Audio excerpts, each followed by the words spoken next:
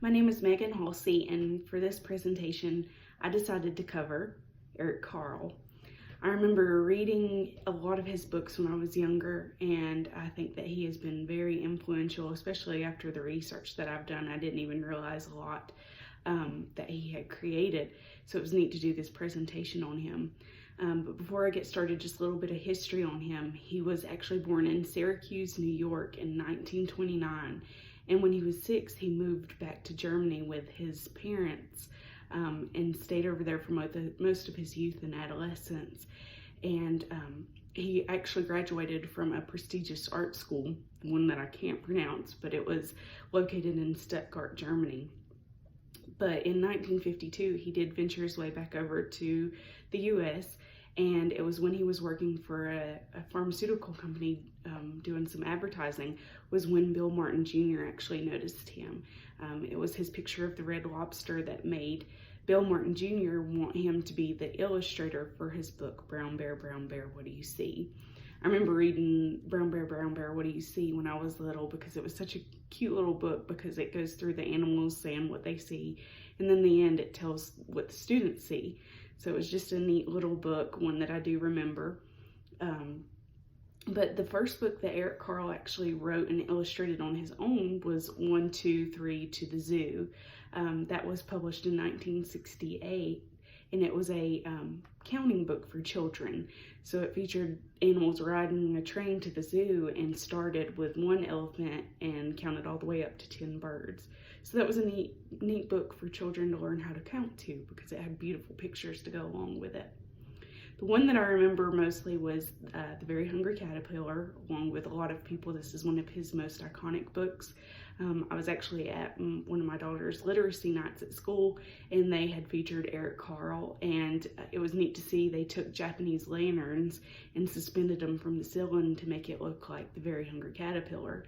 So it just goes to show that he's still present in today's literature for children. It was published in 1969 and has actually been translated into 65 different languages, and over 46 million copies have been sold of this book. It's neat to read and to see, after seeing the video on how he made it. His techniques are so interesting. The fact that he takes tissue paper and paints it with acrylic paint, and then cuts out individual shapes and pieces them together in a collage way to form the characters of his book. I didn't know that until I had seen the video, and I think that's just so intriguing that he takes that much, spends that much attention to detail. I was actually reading an interview that featured him, and he was talking about how his favorite color is now yellow, because he says that, if you take blues and you add different colors, you can either get a darker blue or a lighter blue. But yellow is the most difficult color, because if you introduce a new color to it, it ends up changing it completely and is no longer yellow. So I thought that was interesting to read about him. A little bit on his influential background. He spent most of his adolescence in Germany because his grandmother fell very sick, and his father wanted to go back and live with them and take care of her. But when he was over there, when he was 10, his father actually got drafted into the army, and he didn't see him again until he was 18. And during that time in Germany, Carle talks about how there were no colors, uniforms and the town setting, everything was gray and brown. So it kind of deprived him of colors. So I think that has a lot of influence on how much colors he uses now. But he does talk about how he despised school because they were so strict. But his art teacher was the one that he responded to very well, because that art teacher actually introduced him to so-called degenerate artists at that time, such as Picasso and Matisse, and actually could have gotten a lot of trouble for showing him those artists. So just goes to show how much influence that art teacher had over him. In that interview, I also read that he gets a lot of his books, as we see the Very Hungry Caterpillar, he's inspired by nature. And they went to his house in his garden. The interviewee talks about how it was neat to see his colors presented in his gardens, the way he grouped his reds and his greens and his blues.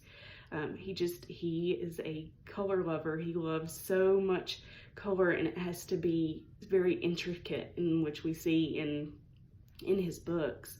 I remember reading just a few weeks ago the Grouchy Ladybug to my daughter. We rented it from the library, and it's a neat book to see. It was published in 1977, and it's each page, it'll go a little smaller to a little bigger. So it's not just the book, what's featured on the pages, it's the actual size of the pages that made it very interesting.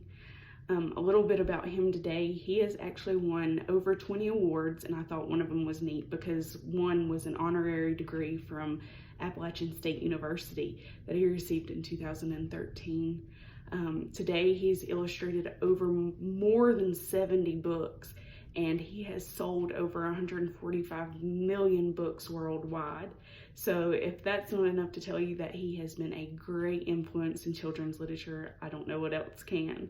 But I do remember him as a child and love his work, and am so excited that I get to share it with my daughter now.